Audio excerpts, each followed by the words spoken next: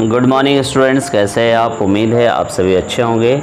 आइए आप लोगों के सामने एक नई वीडियो प्रस्तुत कर रहा हूं, जिसमें विदाई संभाषण, जिसके लेखक हैं बाल मुकुंद गुप्त, से संबंधित बहुविकल्पीय प्रश्नों का संकलन आपके सामने प्रस्तुत कर रहा हूं।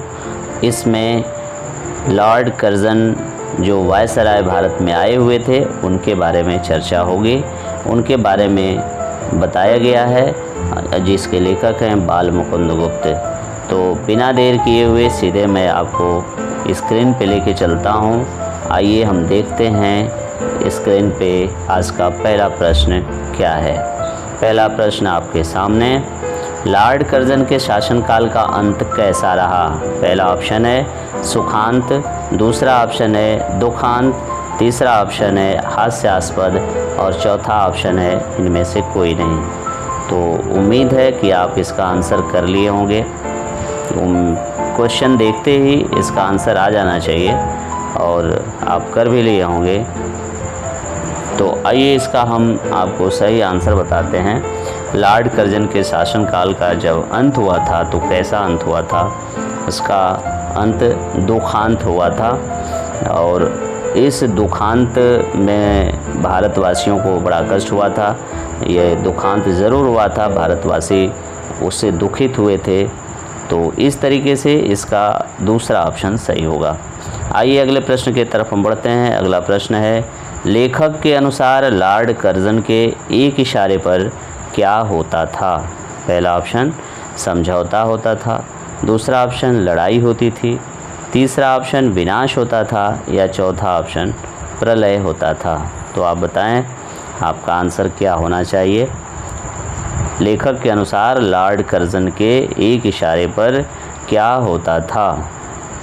तो उम्मीद है आपका आंसर आ गया होगा। आइए इसका सही आंसर हम देखते हैं। सही आंसर है प्रलय। अगले प्रश्न की तरफ हम बढ़ते हैं। लेखक ने तीसरी शक्ति किसे कहा है। बहुत बढ़िया प्रश्न है। इस प्रश्न में बहुत ज़्यादा कन्फ्यूज़न है। पहला ऑप्शन है ईश्वर को, दूसरा ऑप्शन है लॉर्ड कर्जन को, तीसरा ऑप्शन है अंग्रेज़ी सरकार को और चौथा ऑप्शन है इनमें से कोई नहीं। जब इसको किताब में देखेंगे, कहीं कहीं किताबों में ऐसा दिया गया है कि इसका पहला ऑप्शन सही किया है, लेकिन मेरे ख्याल से पहला ऑप्शन सही नहीं होगा। इसका सही ऑप्शन है तीसरा, जिसमें लिखा गया है अंग्रेज़ी सरकार को। तो ये तीसरी शक्ति कहा गया है। आइए अगले प्रश्न की तरफ हम बढ़ते हैं। भारत की अनपढ़ जनता किस राजकुमार का गीत गाया करती थी। पहला ऑप्शन है सुल्तान का, दूसरा है अशोक का, तीसरा है सिद्धार्थ का और चौथा है देवदत्त का। तो आप बताएं अनपढ़ जो जनता थी वो किस राजकुमार के गीत गाया करती थी। जिस समय हमारे ऊपर शासन लॉर्ड कर्जन का था, तो उस समय किसके गीत गाया करती थी जो अनपढ़ जनता थी। तो उम्मीद है आपका आंसर आ गया होगा। आप बताएं। तो आइए इसका सीधा हम आंसर देखते हैं। इसका आंसर क्या होगा। इसका आंसर होगा सुल्तान।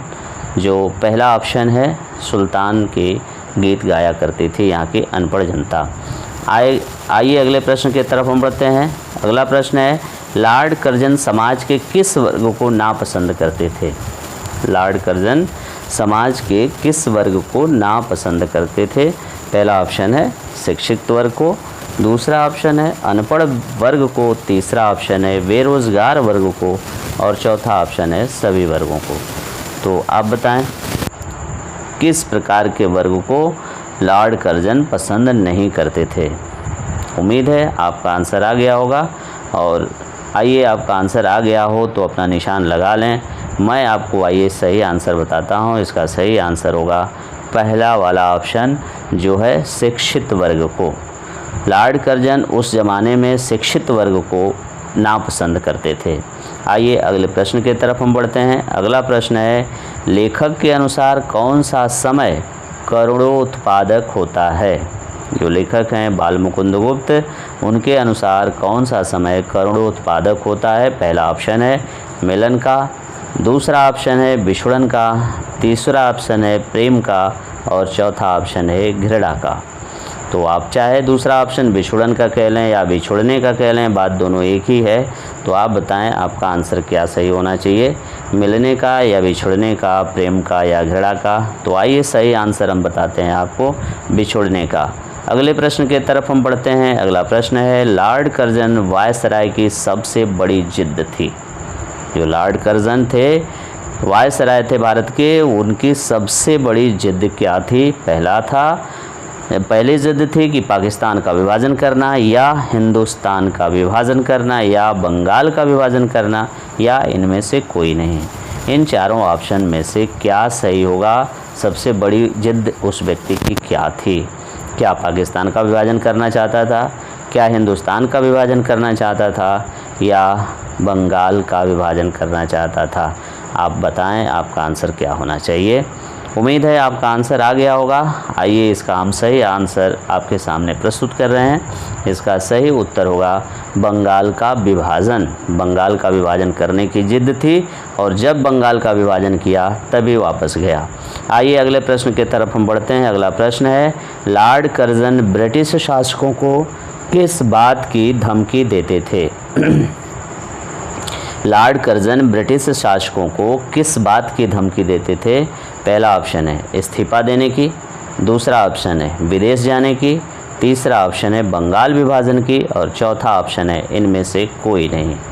तो आप बताएं उनका जो धमकी देने का जो वो था, नज़रिया था, वो किस पर था? तो आइए इसका सही आंसर हम बताते हैं। इसका सही आंसर है इस्तीफा देने की। अगले प्रश्न की तरफ बढ़ते हैं। नादिर शाह ने कहाँ कत्लेआम किया था? बहुत बढ़िया प्रश्न ये भी है। पहला ऑप्शन है आगरा में, दूसरा ऑप्शन है दिल्ली में, तीसरा ऑप्शन है मुंबई में, और चौथा ऑप्शन है अलीगढ़ में। नादिर शाह कहाँ पर कत्लेआम किया था जहाँ पर किसी के कहने पर, वो कौन है? आसिफ जाह। आसिफ जाह के कहने पर उसने भी कत्लेआम रोक दिया था। तो आइए इसका सही आंसर हम देखते हैं। इसका सही आंसर है दिल्ली में। अगले प्रश्न की तरफ बढ़ते हैं। कैसर शब्द का प्रयोग किया जाता है? पहला ऑप्शन है तानाशाह रूसी शासकों के लिए, दूसरा ऑप्शन है तानाशाह अमेरिकी शासकों के लिए, और तीसरा ऑप्शन है तानाशाह जर्मन शासकों के लिए, और चौथा ऑप्शन है तानाशाह भारतीय शासकों के लिए। बताएं इसका सही आंसर क्या होना चाहिए। तो तानाशाह रूसी शासकों के लिए, या तानाशाह अमेरिकी शासकों के लिए, या तानाशाह जर्मन शासकों के लिए, या तानाशाह भारतीय शासकों के लिए? आप बताएं आपका सही आंसर क्या होगा। इसका आंसर आप मुझे कमेंट बॉक्स में बताएंगे। यह प्रश्न आपके लिए छोड़ता हूं। आइए अगले प्रश्न की तरफ हम बढ़ते हैं। अगला प्रश्न है, लेखक ने लॉर्ड कर्जन के शासनकाल का वर्णन किस शीर्षक में किया है? लेखक ने लॉर्ड कर्जन के शासनकाल का वर्णन किस शीर्षक में किया है? पहला ऑप्शन भारत का तानाशाह, दूसरा ऑप्शन बंगाल विभाजन, तीसरा ऑप्शन विदाई संभाषण, और चौथा ऑप्शन इनमें से कोई नहीं। तो आप बताएं कि लॉर्ड कर्जन के शासन का वर्णन किस में है? तो इसका सही आंसर होगा विदाई संभाषण में। आइए अगले प्रश्न की तरफ हम बढ़ते हैं। अगला प्रश्न आपके सामने है, लॉर्ड कर्जन भारत में कितनी बार वायसराय बनकर आए? लॉर्ड कर्जन भारत में कितनी बार वायसराय बनकर आए?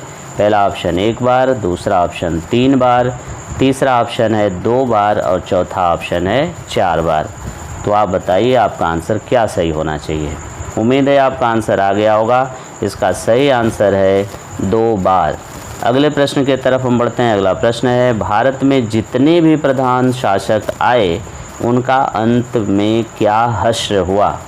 पहला ऑप्शन यहीं पर बसना पड़ा, दूसरा ऑप्शन यहाँ से जाना पड़ा, तीसरा ऑप्शन यहीं पर मरना पड़ा, चौथा ऑप्शन धन दौलत का त्याग करना पड़ा। तो आप बताएं आपका आंसर क्या होना चाहिए। बहुत बढ़िया प्रश्न है। जो भी शासक, प्रधान शासक यहाँ पर आए उनका अंत कैसे हुआ, इसके बारे में बताना है। तो इसका सही आंसर आप हमें बताएं क्या होना चाहिए। आइए इसका उत्तर हम आपको बताते हैं। इसका उत्तर है यहाँ से जाना पड़ा। अगले प्रश्न की तरफ बढ़ते हैं। दिल्ली में किस राजा की प्रार्थना पर नादिर शाह ने कत्लेआम रोक दिया? नादिर शाह से जुड़ा हुआ एक प्रश्न इसके पीछे भी आया हुआ था। तो इसका आंसर आप बताएं। पहला ऑप्शन है अकबर, दूसरा ऑप्शन है रजिया सुल्तान, तीसरा ऑप्शन है औरंगज़ेब और चौथा ऑप्शन है आसिफ जाह। तो आप बताइए इसका आंसर क्या होना चाहिए। उम्मीद है आपका आंसर आ गया होगा। आइए इसका सही आंसर हम आपको बताते हैं। इसका सही आंसर है आसिफ जाह। और इस वीडियो का अंतिम प्रश्न आपके सामने प्रस्तुत है। दुर्बल गाय बलशाली गाय के चले जाने से प्रसन्न नहीं हुई, इस कथन में दुर्बल गाय से क्या तात्पर्य है। बहुत बढ़िया प्रश्न, 1 करोड़ का प्रश्न है ये आपके सामने। पहला है ऑप्शन सम्राट एडवर्ड से, दूसरा ऑप्शन है इंग्लैंड की प्रजा से, तीसरा ऑप्शन है भारतीय प्रजा से, चौथा ऑप्शन है लॉर्ड कर्जन से। तो आप बताएं आपका आंसर क्या सही होना चाहिए। तो उम्मीद है आपका आंसर आ गया होगा। आइए इसका सही आंसर हम बताते हैं भारतीय प्रजा से। उम्मीद है यह वीडियो आपको अच्छी लगी होगी। तो मेरे चैनल को लाइक करें, सब्सक्राइब करें और शेयर करना ना भूलें। Thank you.